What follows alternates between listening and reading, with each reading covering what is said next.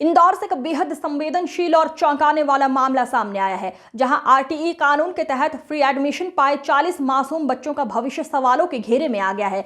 Mastermind school के notice ने पालकों की नींद उड़ा दी है। नोटिस में साफ संकेत, स्कूल अब इन बच्चों को पढ़ाने की स्थिति में नहीं। घबराए पालक पहुंचे कलेक्टर ऑफिस। अब मामला सीएम से लेकर कोर्ट तक जाने को तैयार है।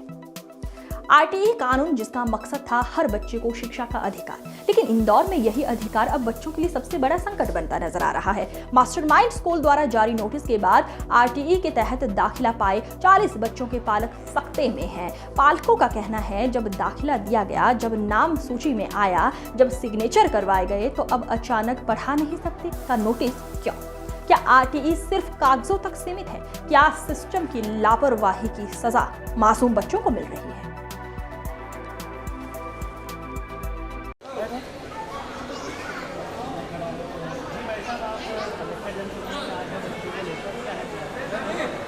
मंदाना के निवासी हैं सभी। मास्टरमाइंड स्कूल पे है, सब हमारे बच्चे सब वहीं पढ़ने वाले हैं। इनका एडमिशन आरटीई के तहत हुआ था।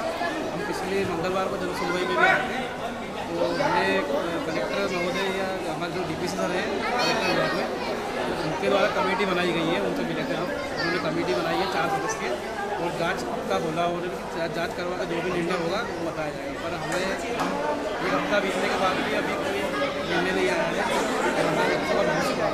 क्या स्कूल वाले ने आपको क्या बोला?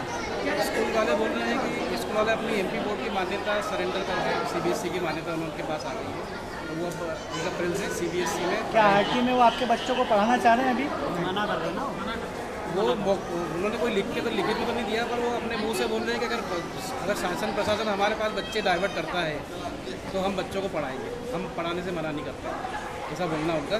पर बाकी अब आरटी के बच्चे पोर्टल पर चढ़ेंगे नहीं तो ऑटोमेटिक बाहर हो जाएंगे, ये आप भी जानते हैं। ऐसे कितने बच्चों की लिस्ट या सूची? लगभग 40 के आसपास बच्चे हैं हमारे, जिनकी सूची हमारे पास है, जो बच्चे आरटी में पढ़ते हैं, और वो सब बाहर होने की कगार पे है सब बच्चे। तो हमारे कलेक्टर साहब से और हमारे शिक्षा विभाग से, मंत्री जी से, मुख्यमंत्री जी से सबसे निवेदन है कि बच्चों के भविष्य को ध्यान में रखते हुए निर्णय लिया जाए, बच्चों के पक्ष में निर्णय लिया जाए।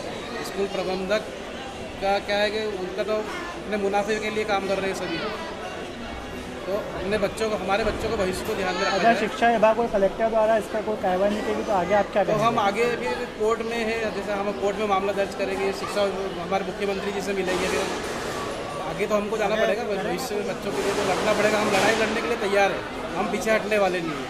कोई भी पेरेंट्स पीछे हटने वाला नहीं है, ये बात साफ है। सभी मन करके आए हैं कि अपनी लड़ाई, बच्चों की हक की लड़ाई। क्या स्कूल द्वारा आरटी के तहत आपसे फीस भी मांगी गई थी? हाँ, हमारे बच्चों से 6,500 हज़ार, किसी से 6,000 फीस जमा कराई हुई है सालाना के हिसाब से, और किसी एक का बोलना है कि 8,000 रुपये भी जमा कराए हैं। 8,000 रुपये। और किसी से 2,000 रुपये भी जमा कराए, किसी से 6,000 रुपये कराए हैं। ऐसा मेरा नाम रवि प्रजापति, बिचौली बरसाना से। खबरें जो आपको सीधे जोड़ती हैं हमसे, जिनका आपकी जिंदगी पर होता है सीधा असर, खबरों की वही तस्वीर,